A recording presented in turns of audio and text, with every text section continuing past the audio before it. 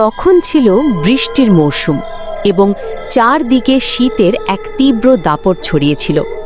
রাত তখন প্রায় 10টা বেজে গেছে এবং বাজারের অর্ধেক আলো নিভে গিয়েছিল। ঠিক সেই সময় বাজারের পাশের এক ছোট ধাবায় কিছু রিকশা চালক জটলা করে বসেছিল। আকাশ, যে এখানে একটি কোম্পানিতে কাজ করত, কোনো এক জরুরি কাজে চণ্ডীপুর গ্রামে যেতে চেয়েছিল, যা সেখান থেকে বেশ কিছুটা দূরে ছিল। আকাশ সেই ধাবার কাছে পৌঁছে গেল যেখানে রিকশা চালকেরা বসেছিল। সেখানে গিয়ে সে বলতে লাগল, ভাই, কেউ কি আমাকে চণ্ডীপুর গ্রামের রাস্তা বলে দেবেন? আমাকে দ্রুত ওই গ্রামে যেতে হবে। আপনাদের মধ্যে কেউ কি আমাকে সেখানে নিয়ে যাবেন? তখন সেখানে বসা এক রিকশা চালক বলে উঠল, এ কি বলছো বাবা? তুমি ওই চণ্ডীপুর গ্রামে যাচ্ছ? তুমি কি পাগল হয়ে গেলে নাকি? রাত এখন 10টা বেজে গেছে, আর এত রাতে তুমি ওই গ্রামে যেতে চাও? মাফ করো বাবা, কিন্তু এই সময় তোমাকে কেউ ওই গ্রামে পৌঁছে দিতে পারবে না। হ্যাঁ বাবা, এই সময় ওই গ্রামে যাওয়ার কথা তুমি ভুলেই যাও। এখন ঘরে ফিরে যাও এবং কাল সকালে ওই গ্রামে যেও। কিন্তু ভাই, আমাকে তো যে কোনো মূল্যে এখনই ওই গ্রামে যেতে হবে। বাবা, এই সময় এখান থেকে কোনো রিকশা চালক ওই গ্রামে যাওয়ার জন্য তৈরি হবে না। যদি তোমাকে ওই গ্রামে যেতেই হয় তবে একাই যেতে হবে। আমাদের মধ্যে কেউ তোমাকে ওই গ্রামে ছাড়বে না। ঠিক তখনই এক রিকশা চালক নিজের রিকশা নিয়ে সেখানে এলো। সে ধাবার সামনে থামতেই আকাশ তাকে বলল, ভাই, আমাকে চণ্ডীপুর যেতে হবে। আপনি কি আমাকে সেখানে নিয়ে যাবেন? বাবা, এই সময়ে চণ্ডীপুর গ্রামে যাওয়া সম্ভব নয়। এত রাতে ওই গ্রামে যাওয়া ঠিক হবে না। কেন ভাই, চণ্ডীপুর গ্রামে কেন যাওয়া যাবে না? কি আছে ওই গ্রামে? রাস্তা কি খুব বিপজ্জনক? বাবা, ওখানকার রাস্তা খারাপ নয়, কিন্তু তোমার কপাল নিশ্চয়ই খারাপ। ওই গ্রামে এ সময় যাওয়া একেবারেই ঠিক নয়। চণ্ডীপুর গ্রামে রাতের বেলা যাওয়া অশুভ মানা হয়। তুমি বরং এক কাজ করো, ওর পাশের গ্রামে এখন চলো। আমি তোমাকে সেখানে পৌঁছে দিচ্ছি। ওখানে তুমি সহজেই থাকার জায়গা পেয়ে যাবে। সকাল হলেই তারপর তুমি চলে যেও। আকাশের কাছে লোকটির কথা অদ্ভুত লাগল, কিন্তু তার বাধ্যবাধকতা ছিল। তাকে এখনই চণ্ডীপুর পৌঁছাতে হবে। সে বলল, না ভাই, আমাকে এখনই ওই গ্রামে পৌঁছাতে হবে। আমি আপনাকে ভাড়ার চেয়ে কিছু টাকা বেশিও দিয়ে দেব, কিন্তু আমাকে এখনই সেখানে নিয়ে চলুন। ঠিক আছে বাবা, আমি তোমাকে এখনই ওই গ্রাম পর্যন্ত পৌঁছে দেব। কিন্তু আমার একটা কথা মনে রেখো, যে রাতে সব রাস্তায় প্রতিবার শুধু মানুষই বেরোয় না। আকাশ লোকটির কথায় বিশেষ গুরুত্ব দিল না এবং চুপচাপ রিকশায় গিয়ে বসল।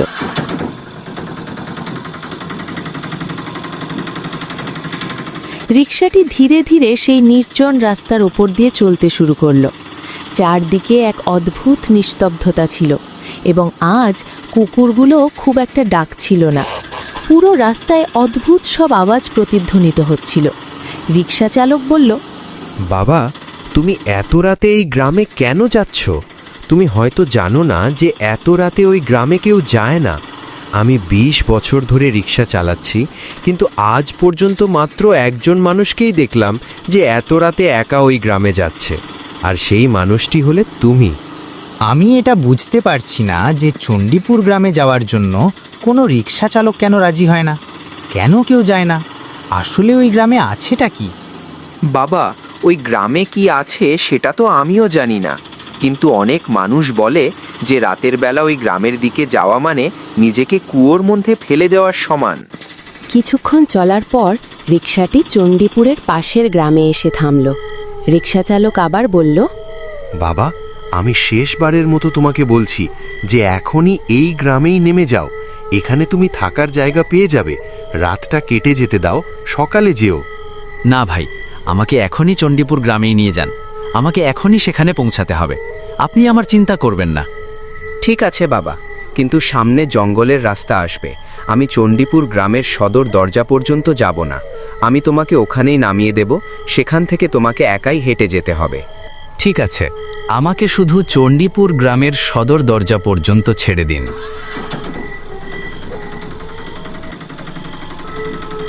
রিকশাটি একটি নির্জন মাটির রাস্তায় চলতে শুরু করল। রাস্তাটি এতটাই জনমানবহীন ছিল যে সেখানে কোনো মানুষ বা গাড়ি ছিল না। রাত তখন 1টা বেজে গেছে এবং চারদিক থেকে অদ্ভুত সব আওয়াজ আসছিল। মনে হচ্ছিল কেউ যেন রিকশাটিকে থামানোর চেষ্টা করছে। কিছুক্ষণ পর রিকশাটি চণ্ডীপুর গ্রামের সদর দরজার কাছে পৌঁছালো। দেখো বাবা, চণ্ডীপুর গ্রামের কাছে আমরা পৌঁছে গেছি। এবার এর ভেতরেই চণ্ডীপুর গ্রাম হবে। এখন তুমি নিজের সুরক্ষা নিজেই করো, সাবধানে যেও। এই কথা বলেই লোকটি তড়িঘড়ি করে রিকশা ঘুরিয়ে সেখান থেকে চলে যেতে লাগলো। আকাশ তাকে ডাকছিল, কিন্তু লোকটি একবারও পিছন ফিরে তাকালো না। এবার সেই জায়গায় আকাশ একদম একা। তার চারপাশে উঁচু উঁচু গাছ এবং এক অদ্ভুত ভয়ের পরিবেশ। আকাশ বেশি কিছু না ভেবে সামনের দিকে এগিয়ে চলল। কিছুটা পথ হাঁটার পর সে একটি পুরনো ধাবা দেখতে পেল। ধাবাটি খুব জনশূন্য ছিল। সেখানে একটি কাঠের বেঞ্চ পড়েছিল, যার ওপর আকাশ ক্লান্তিতে শুয়ে পড়ল। কিছুক্ষণ বিশ্রাম নেওয়ার পরই আকাশ কারো হাঁটার শব্দ শুনতে পেল। সে ধরফর করে উঠে দাঁড়ালো এবং দেখল সামনে থেকে এক অদ্ভুত মানুষ ধীরে ধীরে এগিয়ে আসছে। ভাই থামুন, আপনি কি চণ্ডীপুর গ্রাম যাচ্ছেন? কেন, তুমি আমাকে এটা কেন জিজ্ঞেস করছো? ভাই, আমাকে জরুরি কাজে চণ্ডীপুর যেতে হবে। আপনি যদি ওদিকেই যান তবে আমাকে সাথে নিয়ে চলুন। আচ্ছা, কিন্তু যদি আমার সাথে যেতে হয় তবে আমার কিছু কথা তোমাকে মানতে হবে, নয়তো হয়তো তোমার সকাল আর দেখা হবে না। আকাশ এখন কিছুটা ভয় পেয়ে গেল, কিন্তু সে যে কোনো মূল্যে চণ্ডীপুর গ্রামে যেতে চায়। আকাশ বলল, ঠিক আছে ভাই, আপনি যা বলবেন আমি তাই শুনব। আমাকে শুধু আপনার সাথে চণ্ডীপুর গ্রামে নিয়ে যান। ঠিক আছে, আমার সাথে চলো, শুধু আমার পিছন পিছন এসো। আর হ্যাঁ, ভুল করেও পিছন ফিরে তাকাবে না। কিন্তু কেন ভাই? পিছন ফিরে তাকালে কি হবে? আমি এইমাত্র তোমাকে কি বললাম? আমি যা বলবো তুমি তাই করবে। তবুও তুমি আমাকে কেন প্রশ্ন করছো? আচ্ছা আচ্ছা, ঠিক আছে, আর একটাও প্রশ্ন করব না। দুজনে হাঁটতে শুরু করল। কিছুক্ষণ পর লোকটি বলল, দেখো, যদি কেউ তোমাকে পিছন থেকে ডাকেও তবুও তুমি পিছন ফিরে তাকাবে না, কারণ এখানকার আওয়াজগুলো মানুষের নয়। আকাশ ভয়ে কাঁপতে লাগল, কিন্তু সে যে কোনো মূল্যে চণ্ডীপুর গ্রামে যেতে চায়। সে লোকটির খুব কাজ ঘেঁষে হাঁটতে থাকল। হঠাৎ সেখান থেকে এক মেয়ের কান্নার অদ্ভুত শব্দ আসতে লাগল। আকাশ বলল, ভাই, এখানে কারোর কান্নার আওয়াজ আসছে, কিন্তু এত রাতে এখানে কে কাঁদছে?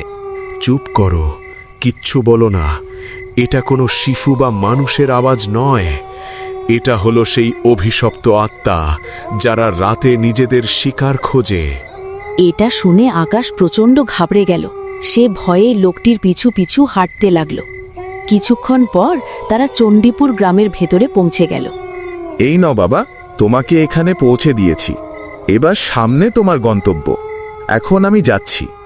এই কথা বলেই লোকটি চোখের পলকে অদৃশ্য হয়ে গেল। আকাশ ভয়ে জমে গেল। গ্রামের ভেতরে পা রাখতেই তার কাছে সবকিছু অদ্ভুত ঠেকল। এক তীব্র দুর্গন্ধ নাকে এলো। গ্রামের ঘরগুলো অত্যন্ত পুরনো ও ভয়ঙ্কর লাগছিল। প্রতিটি ঘরের দরজা শক্ত করে বন্ধ। রাস্তাঘাট একদম শুনশান। না কোনো পশুর ডাক, না কোনো মানুষের চিহ্ন। হাঁটতে হাঁটতে আকাশ একটি ঘরের সামনে গিয়ে দরজায় টোকা দিল। শুনছেন, এখানে কেউ আছেন? আমি পাশের শহর থেকে এসেছি। আমাকে এই রাতের জন্য থাকার একটু জায়গা দিন প্লিজ। ভেতর থেকে কোনো জবাব এলো না, কিন্তু আকাশ অনুভব করল ভেতরে কেউ দাঁড়িয়ে নিঃশব্দে তার কথা শুনছে, কিন্তু দরজা খুলছে না। আকাশ আবার হাঁটতে শুরু করল।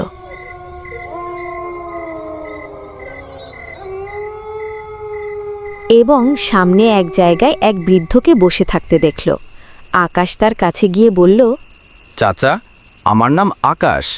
আমি এক জরুরি কাজে এখানে এসেছি। বৃদ্ধটি ধীরে ধীরে ঘাড় ঘোরালেন। তার চোখগুলো ছিল অদ্ভুত ও ভয়ঙ্কর। কিছুক্ষণ আকাশের দিকে তাকিয়ে থেকে তিনি বললেন, আরে বাবা, ভালোই ভালোই ফিরে যাও। এই জায়গা মানুষের জন্য নয়। চাচা, আমি ফিরতে পারবো না। আমাদের অফিসের এক লোক দুদিন আগে এখানে কিছু রেকর্ড করতে এসেছিল। সে কোথায় আমি জানি না। বৃদ্ধটি চমকে উঠে দাঁড়িয়ে পড়লেন। ভয়ে ভয়ে বললেন, আচ্ছা, তুমি সেই লোকটির কথা বলছো যে চণ্ডীপুর সম্পর্কে তথ্য জোগাড় করতে এসেছিল? হ্যাঁ হ্যাঁ চাচা, সেই লোকই। সেই চণ্ডীপুর গ্রাম সম্পর্কে কিছু তথ্য সংগ্রহ করতে এসেছিল, কিন্তু এখন তাকে কোথায় পাওয়া যাবে তার কোনো হদিশ পাচ্ছি না। আপনি কি তাকে চেনেন? বৃদ্ধটি এদিক ওদিক তাকালেন, যেন ভয় পাচ্ছেন কেউ তাদের কথা শুনে ফেলছে কিনা। তারপর ফিস ফিস করে বললেন, বাবা, তোমার অফিসের সেই লোক এখানে এসেছিল। সেটা ছিল এক অমাবস্যার রাত। সে আমার বাড়িতেই ছিল। আমি তাকে বলেছিলাম রাত 12টার পর কেউ দরজা খটখটালে যেন বাইরে না যায়, কিন্তু সে আমার কথা শোনেনি এবং রাত 12টার পর বাড়ি থেকে বেরিয়ে যায়। তারপর থেকে তার আর কোনো হদিস নেই। আকাশ অবাক হয়ে বলল, কিন্তু এমনটা কিভাবে হতে পারে? যদি সেই লোকটি এখানে কোথাও হারিয়ে গিয়ে থাকে, তবে কেউ পুলিশকে খবর দেয়নি কেন? পুলিশ? বাবা, এখানে কোনো পুলিশ আসে না। আর সে হারিয়ে যায়নি, বরং এখানকার কালো রাত তাকে গ্রাস করে নিয়েছে। এখানে রাত 12টার পর যারা ঘুরে বেড়ায় তারা কারুর শিকার হয়ে যায়। আকাশের এইসব গল্প বিশ্বাস হলো না।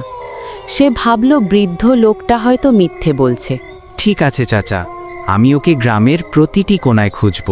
হতে পারে ওকে আমি পেয়ে যাব। আচ্ছা বাবা, তোমার যা ইচ্ছা। তবে অন্তত আজকের রাতটা আমার ঘরে থেকে যাও।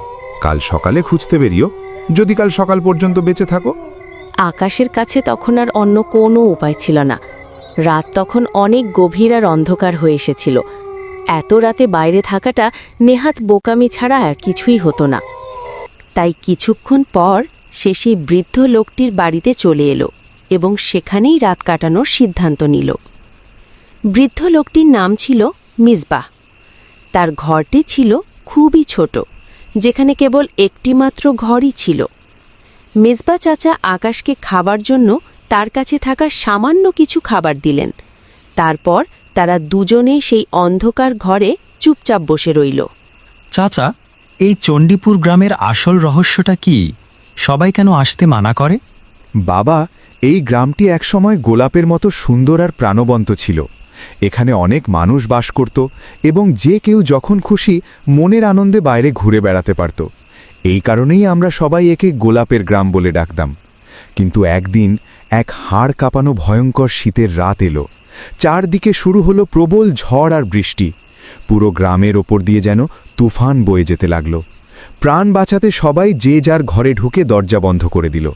ঠিক সেই সময় গ্রামের এক অসহায় মেয়ে সেই ভয়ঙ্কর ঝড়ের মধ্যে বাইরে আটকা পড়ে গেল। সে পুরো গ্রাম জুড়ে চিৎকার করে সবার কাছে সাহায্য চেয়েছিল। সে বারবার আকুতি করছিল যেন কেউ একজন দয়া করে তার ঘরের দরজা খোলে এবং তাকে ভেতরে আশ্রয় দেয়।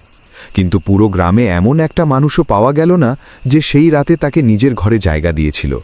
কিছুক্ষণ পর সেই তুফানি অন্ধকার বৃষ্টির মধ্যেই মেয়েটি শেষ নিঃশ্বাস ত্যাগ করল। আকাশ কখনো এসব গল্প বিশ্বাস করত না, কিন্তু চাচার কথার মধ্যে কিছু একটা সত্য লুকিয়ে আছে।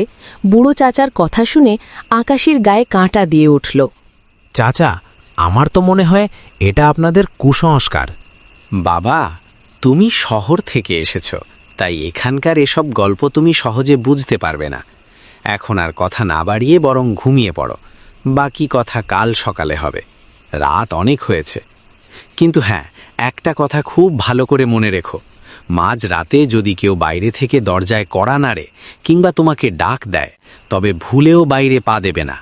সেই ডাক তোমার খুব পরিচিত কারো মনে হলেও তুমি বাইরে যাবে না। এরপর তারা দুজনেই ঘুমিয়ে পড়ল। মেজবা চাচা ওপরের চারপাইতে আর আকাশ নিচের মেঝেতে শুয়ে পড়ল। সারা দিনের ধকল আর ক্লান্তির কারণে আকাশের চোখ দ্রুতই লেগে এলো। এদিকে বাড়ির বাইরে রাতের অন্ধকারে শুরু হলো এক ভয়ঙ্কর অশুভ সব আওয়াজ। মনে হচ্ছিল আজ রাতে চণ্ডীপুর গ্রামে অশুভ কিছু একটা ঘটতে চলেছে। রাত তখন ঠিক 3টে। ঘরের ভেতর দুজনেই গভীর ঘুমে আচ্ছন্ন। ঠিক তখনই হঠাৎ বাইরে থেকে কেউ দরজায় সজোরে কড়া নাড়ল এবং নাম ধরে ডাক দিল। শব্দের চোটে আকাশের ঘুম ভেঙে গেল।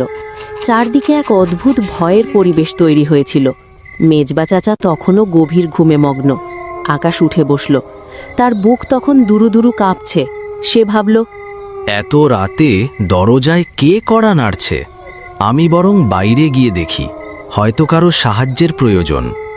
যদিও মেজবা চাচা তাকে বারবার বারণ করেছিলেন যে রাতে ভুলেও বাইরে না যেতে, কিন্তু আকাশ তা মানল না। কৌতূহল আর দড়াবশত ঘর থেকে বাইরে বেরিয়ে এলো। কিন্তু বাইরে পা রাখতেই সে যা দেখল তাতে তার কলিজা শুকিয়ে গেল। তার সামনে দাঁড়িয়েছিল এক বিভীষিকাময় ডাইনি। তার জলজলে চোখ আর বিভৎস শরীর দেখে যে কারো রক্ত হিম হয়ে যাবে। এটিই ছিল সেই ছলাওয়া, যে সেই অভিশপ্ত বৃষ্টির রাতে প্রাণ হারিয়েছিল।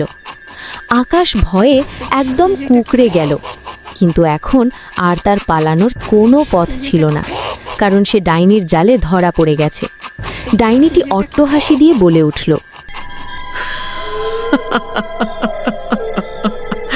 আহা, তুই শেষমেশ আমার শিকারে পরিণত হলি। এখন তোকে আমার হাত থেকে কেউ বাঁচাতে পারবে না। তোর সেই অফিসের বন্ধুর মতো তোকেও আজ আমি ছিঁড়ে খাবো। এই কথা বলেই ডাইনিটি আকাশের উপর হামলা করার জন্য এগিয়ে এলো। আকাশ আতঙ্কে স্থির হয়ে দাঁড়িয়ে রইল। নড়ার মতো ক্ষমতাও তার ছিল না, এমনকি চিৎকার করার জন্য তার গলা দিয়ে কোনো শব্দও বেরোচ্ছিল না। কয়েক মুহূর্তের মধ্যেই সেই ভয়ঙ্কর ডাইনি আকাশকে টুকরো টুকরো করে ফেলল। কিছুক্ষণ পর যখন মেজবা চাচা ঘুম থেকে উঠে বাইরে এলেন, তিনি দেখলেন সেখানে শুধু আকাশের ক্ষত বিক্ষত রক্তাক্ত দেহ পড়ে আছে। আকাশও সেই অভিশপ্ত চণ্ডীপুর গ্রামের এক করুণ শিকারে পরিণত হলো।